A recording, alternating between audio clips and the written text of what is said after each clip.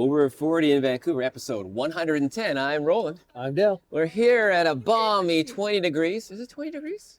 Commercial Street Cafe outside? It's pretty close. Close enough. I just came from half an atmospheric river yesterday in Toronto. It was like a Vancouver winter day in Toronto, 12 degrees and raining hard. Not atmospheric river. I joke. I've been in atmospheric rivers, and that's like double. So it's good to be back. I enjoyed this. I enjoyed the no rain here in spite of like a lot of overcast the last few days. Yeah. Marine layer. It's crazy trying to dress for this weather because as soon as the sun goes out, all the layers come off. But as soon as it goes behind the cloud, Just carry all the layers all the time. That's what I do. Chilly again. Including my rain hat and gloves. No, seriously, I do, because this time of the year, you never know. Until about June. It tried to miss yesterday when I was in the park. Yeah? It's drizzled? Almost. Like I could feel a little bit, but it never kind of did enough to get wet, and then it just changed its mind. Okay. Interesting. So maybe it was condensation. I don't know. Summer biking season upon us. Oh, yes. I'm looking forward to I know it's not calendar summer, but I think the weather people, the meteorological people call it meteorological summer. I think meteorological summer started in Vancouver. It's warm. It's not raining. I think the weather pattern has definitely flipped. We have long days. Yes, it's glorious. So Dale, we're gonna talk about radio. We're gonna have a radio stuff. Yeah.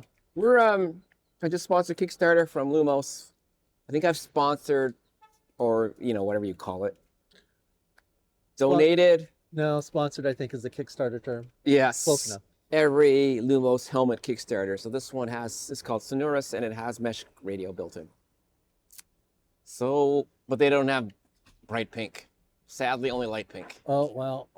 And I have brainwashed Dale into trying it out for me. It looks really interesting. It's all built into the helmet, which is like a really no motorcycle hassle. helmet. Yeah.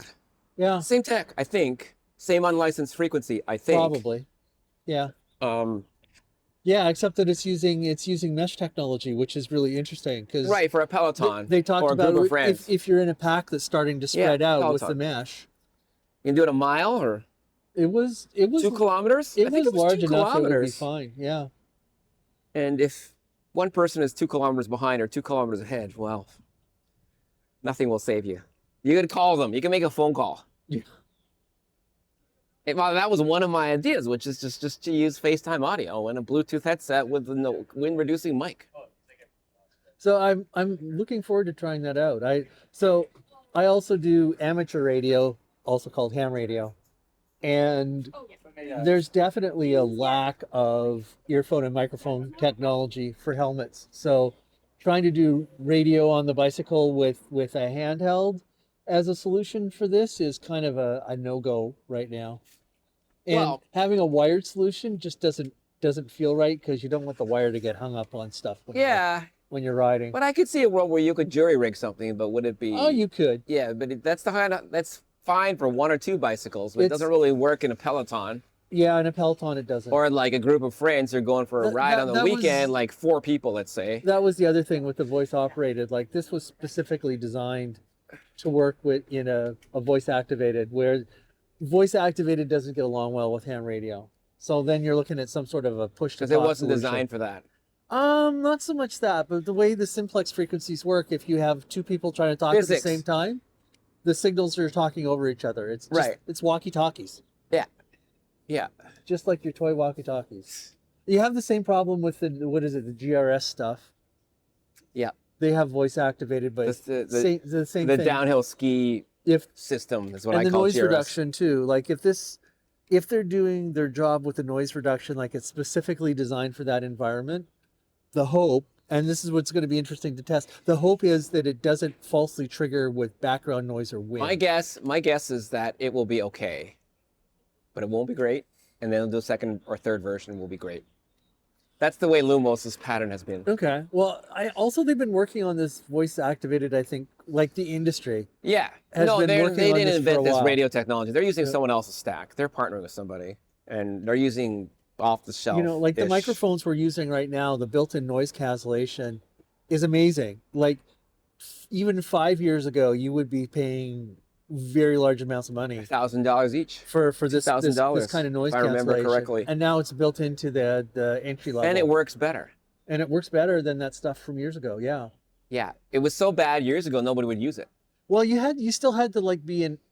Oh yeah, for the real time stuff, like Yeah. even the plugins for the editors, I played around with a couple for a while, and you still had to know how to edit to kind of get a good result. Like Yeah, it was decent easy. result. It was easy to get something uncanny valley of audio that just didn't quite sound right. Right. So I don't know. I'm hopeful. I'm hopeful. Right. And parallel with this, and I don't even know if it uses the same frequencies, but we're experimenting, or will be experimenting with Mesh Core and Oh, Mesh. Mesh Core is definitely different frequencies. Yeah. And Mesh Core operates on a semi-proprietary thing called LoRa. LoRa semi-proprietary. LoRa. Yeah, not- yeah. I don't even exactly know how it works, but it's an industry thing. But it's not intended for instant communications. Like it's low data rate Right. stuff. So it's meant to be like a sensor that you can put on a whole bunch of things. Like if you have a herd of cows you want to track, right? Or like small text messages. Or small text messages, location Not stuff. designed for video streaming or audio Yeah. streaming or Yeah. even just like large files, right? Oh, definitely not large files. It's not designed as a binary file transmission protocol. No. But interesting. Okay. But it is designed to be very low power. It's designed to work over some amount of distances with the data rates and be Yeah. I think it has error correction built into it. Yeah. So it's like it's very But reliable. it's yeah. And they have repeaters because it's line of sight. And they have I have a repeater in 2 devices, which I haven't used because I had problems with the firmware. Software problems, usual. It's never the hardware problems with these things. And I believe that both Mesh Core and Meshtastic work over LoRa. Yes, I believe so. And I have from Kickstarter, again, I have 2 or 3 LoRa devices in which I didn't basically use because I couldn't find anybody else to wanted to work on it with me. I've been interested, but I haven't had anyone to really like play around. Like I know people with families who really like them because it's a way of having a backup if the regular cell services. Yeah, but you need to depend upon a relay though. Well, but they're like family stuff. So if they're it's a neighborhood thing, they're not Right. worried about. So if you all live in the same city or neighborhood, Yeah, like it's still kind of niche, and people are still like figuring it out, which is cool. Like it's really cool to see the experimentation happening. right? But I don't have anything like that. So the emergency communications group I'm with, Vector. Vector, are interested in What does Vector stand for? Vancouver something. Vancouver Emergency Communications something organization. Yeah. So yeah, like especially like the location stuff, you can put this on people. Nothing gonna fall down. I'm not worried. I'm just Yeah. I just like this low tech kind of thing. You can Right. For some reason, the owner have enough money to make the other one automatic, but not this side. Oh, so their So like one side's automatic. Commercial Street Cafe is closing and they're manually, what do you call that? Retracting the awning Yeah. on the side. Whereas the one on the front So if or one the other side- side, just the if front? one side become automatic, then you make more money. You upgrade it. Yeah, you could use radio for that. so, Radio control. maybe. Yeah. So you went to Cyprus too, right? You've done a lot of activity. Well, that's You've been doing vectoring a lot. And well, you've no, been that doing... had nothing to do with Vector. Yeah, I know. I also with my ham radio license, I'm there's this thing called Parks on the Air where you go to designated parks We talked about that. and you try to. I don't think so. Okay, Parks you, on the you Air. just you try to make contacts, and so I have. And when you make 10 contacts in a park, it's called activating the park. I've Okay. activated 3 parks now. Which I've 3 parks? been up to Cyprus. I've Thank been to Caribou Park, and I've been to the Burnaby Mountain. You got a Park. list? Yeah, it's Long online. list? I'll send you the link. We'll put the link up. You can Okay. see my. You can You see got dozens of my parks site. that you're... Oh, there's thousands of parks across North America, and also Europe is involved. So you get credit for hunting a park, which means you talk to someone who's in that park.